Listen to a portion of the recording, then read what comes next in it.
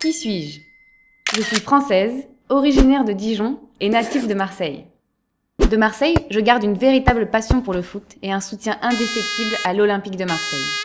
De Dijon, je garde le souvenir d'une enfance rythmée par la musique, le piano et le chant. Alors, joueuse de foot? Pianiste? Chanteuse lyrique? Yogiste? Oui, je pratique aussi le yoga. Eh bien, un peu de tout cela à la fois, mais le portrait serait incomplet sans ma blouse de biologiste. Je me présente, je suis Mathilde Guzot, chercheuse en microbiologie, spécialisée dans l'étude des bactéries. Laissez-moi vous rafraîchir la mémoire. Dans le monde du vivant, on distingue les organismes eucaryotes, principalement pluricellulaires, comme par exemple l'être humain et ses milliers de milliards de cellules, et les organismes prokaryotes, unicellulaires, comme par exemple les bactéries.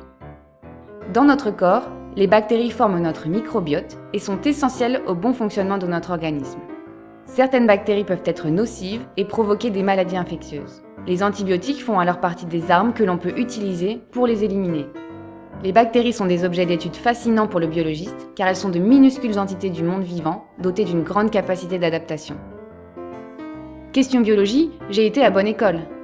Mes parents sont docteurs en microbiologie et en biochimie. J'ai eu la chance d'assister à leur soutenance de thèse quand j'étais enfant. 25 ans plus tard, j'avais la joie et l'honneur de marcher sur leurs traces en soutenant ma propre thèse en microbiologie au CNRS à Marseille.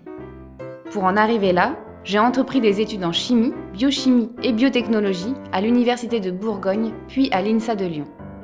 Après un stage à l'Université Laval de Québec et un échange Erasmus de 6 mois à Oxford, j'ai donc poursuivi par un doctorat à Marseille, puis un post-doctorat au Massachusetts Institute of Technology. Au MIT, j'ai bénéficié d'un environnement riche et stimulant pour poursuivre mes recherches. Mon sujet d'étude porte sur la transduction du signal chez les bactéries, c'est-à-dire à la manière dont une bactérie reçoit une information provenant de l'environnement dans lequel elle se trouve, et à la manière dont elle répond à cette information, par exemple en se déplaçant, en se différenciant, en croissant ou en se divisant. J'étudie en particulier Colobacter crescentus, une bactérie non pathogène qui vit dans les courants aquatiques. Cette bactérie peut se trouver dans deux états, soit un état dormant, la bactérie se déplace mais ne croît pas, soit un état de prolifération, la bactérie se différencie, se fige, croît et se divise. Le but de mes recherches aujourd'hui est de mettre en évidence les signaux qui déclenchent chez la bactérie le passage d'un état à un autre et la manière dont ce passage est mis en œuvre à l'intérieur de la cellule.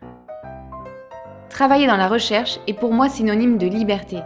Liberté d'explorer, liberté d'exprimer sa curiosité. Loin d'être solitaire, ce travail se nourrit des discussions et des échanges avec les autres chercheurs. Je suis très enthousiaste et très honorée de recevoir la dotation ATIP Avenir. Cette dotation va me permettre de développer ma recherche autour d'une équipe que je vais pouvoir monter en France dans une unité de recherche du CNRS de Lyon.